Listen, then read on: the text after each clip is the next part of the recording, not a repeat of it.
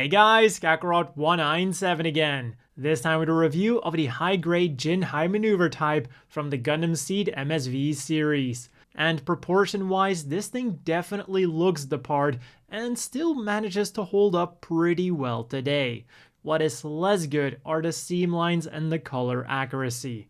I would call it remold syndrome, but all of the runners that we're getting are brand new ones specifically made for this kit.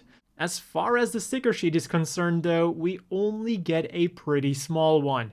We get a mono eye, a black sticker for behind it, an orange one for the front camera, a black one for each front skirt, a black circle here, there, and there, and finally an orange one for this part of the leg thrusters. This then leaves us with a lot of painting to do. Orange and black for every single thruster on this machine, and since this is a high maneuver type, there's quite a few. After that, you'll need gray for this part of the wings and white for this cone. On the bright side then, we do get some cool marking stickers, and with a bit of effort, you can make yourself a really nice looking Ginn high maneuver type. It's just that the presentation straight out of the box is pretty lacking. And this definitely carries over to the weapons. And first up, we're getting the Ginn high maneuver type's experimental machine gun, and this is essentially two halves slapped together, so we're getting no removable cartridge, and depending on where you're looking, you will also have to paint this part white. Now, according to the manual, this is actually completely color accurate, but most other representations will want you to do that. It also comes with a dedicated right trigger finger hand, and even though it is slightly loose in there, it's not loose enough to become an issue when posing it. Also, even though we do get that trigger finger hand, it does also work in the normal holding hands. And then, as with basically every other Ginn, we're getting a heavy blade. And I'm sure you can already tell that this thing will also require a lot of painting. And again, just as with the machine gun, how you have to paint it will depend on where you're looking.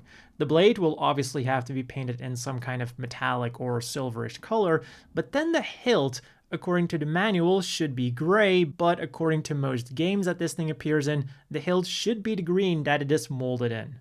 On the bright side then, it fits into the hands absolutely perfectly, and if you don't want to use it, you can easily store it onto the side skirt, or you can stick it onto the machine gun as a giant bayonet. I am pretty sure that in real life this would not be practical at all, but I have to admit it does look really cool on this model kit. So with all of those accessories out of the way, let's have a look at the articulation of this thing. And if you know anything about Gundam Seed model kits, you know exactly what to expect. The head is on a single ball joint, goes up a little bit until it inevitably pops out, down a little bit, rotates around a little bit until it gets stuck, and that is your lot. The shoulders then are on a simple peg that doesn't move. The arms go up all the way like that. We'll rotate around all the way, rotate around above the elbow, bend at the elbow on a single joint for about 90 degrees, although not quite. The hands then are on the usual ball joints, will wiggle around, turn around, and do everything a ball joint does. The waist is on a simple peg joint, but does allow for quite some rotation. The backpack then is significantly more complex than the rest of the model kit. The backpack itself goes up and down, and then these wings have a lot of joints in them too. They will go up on that hinge joint in there, they will go to the side on another joint, and then there's also a joint that allows them to go in and out. So for what it's worth, these are quite articulated. The front skirts then are molded together but can be separated, and believe it or not, for a Gundam Seed model kit, that was actually a cool feature because not all of them can do that. The legs go forwards really nicely, backwards not quite as much, and will then go out about that far because they're hindered by the ball joint that they're on. They will rotate around a little bit, they'll bend at the knees on two joints.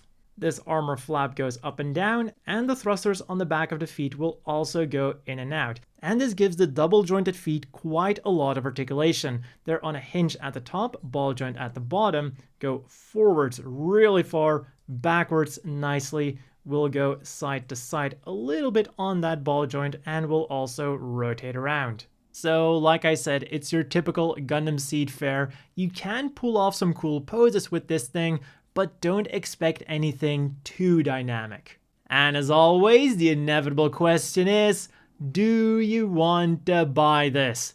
And well, for 1,200 yen, we are getting a nicely proportioned but otherwise standard Gundam Seed kit.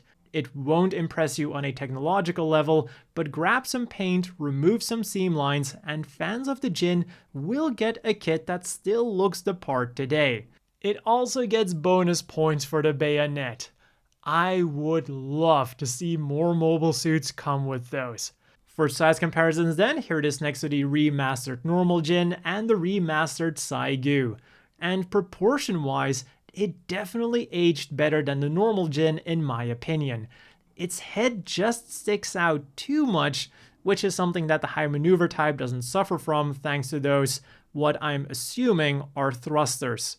Next up then, here it is next to some modern Seed grunts, the high-grade Cosmic Era M1 Astray, and the almost brand new high-grade Cosmic Era Windham. And like I said, the seam lines and color accuracy do give away its age, but work on that a little bit and this thing wouldn't look too out of place next to the other ones. And then finally, here is next to the standard size Gym Custom and the always bulky Zaku 3. And that's all for this review of this very mobile boy. As always, a big thank you to the Patreon supporters. I hope all of you watching have a great day, and I'll see you all next time.